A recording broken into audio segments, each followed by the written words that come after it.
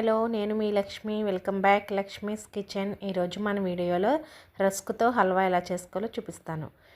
ముందుగా ఇక్కడ రస్కుల్ని ఒక కవర్లో వేసుకొని వీడియోలో చూపిస్తున్నట్టు ఇలా మెత్తని పౌడర్లా కాకుండా కొంచెం బరకగానే చేసుకోండి. ఇలా చిన్న చిన్న పీసెస్ ఉన్నా పర్వాలేదు.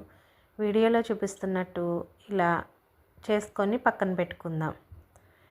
ఇప్పుడు స్టవ్ ఆన్ చేసి ఒక ప్యాన్ పెట్టుకోవాలి. ఇందులో 2 టేబుల్ స్పూన్ వరకు నెయ్యి వేసుకోవాలండి. నెయ్యి కొద్దిగా వేడైన తర్వాత మనం ముందుగా చేసి పెట్టుకున్న రస్క్ పొడిని వేసుకొని ఫ్రై చేసుకుందాం. ఈ రస్క్ పొడి వేయించుకున్నప్పుడు మంట లో ఫ్లేమ్లో పెట్టుకొని 5 to 7 మినిట్స్ వరకు దోరగా వేగేటట్టు వేయించుకోవాలండి. చూసారు కదండి, ఇక్కడ నాకు ఒక 5 మినిట్స్కి కలర్ అయితే చేంజ్ అయింది. ఇలా వేయించుకొని ఇప్పుడు స్టవ్ ఆఫ్ చేసేసుకొని దీన్ని ఒక ప్లేట్లో పెట్టుకొని పక్కన పెట్టుకుందాం. ఇప్పుడు స్టవ్ ఆన్ చేసి ఒక ప్యాన్ పెట్టుకుందాం.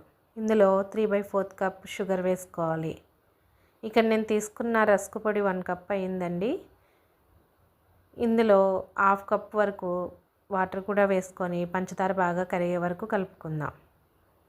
ఇది బాగా తీగపాకం ముదరపాకం రానక్కర్లేదండి. పంచదార కడిగి కొంచెం లైట్ తీగపాకం వస్తే సరిపోతుంది.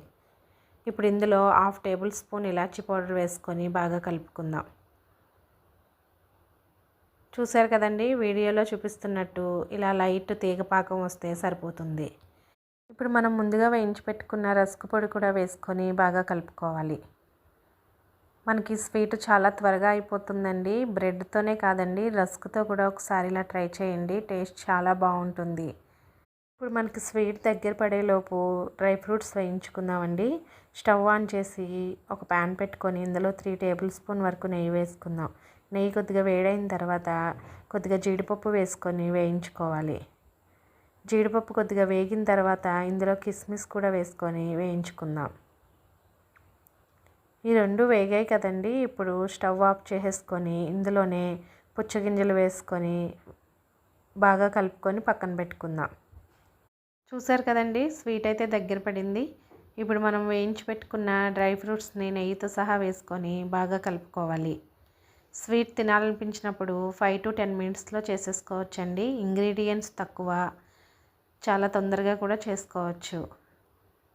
ఒకసారి ఈ రస్క్తో హల్వా మీరు కూడా ట్రై చేసి ఎలా వచ్చిందో నాకు కామెంట్ చేయండి.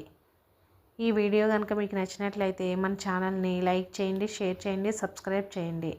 అలాగే పక్కనే ఉన్న బెల్ ఐకాన్ని ఆన్లో పెట్టుకోండి.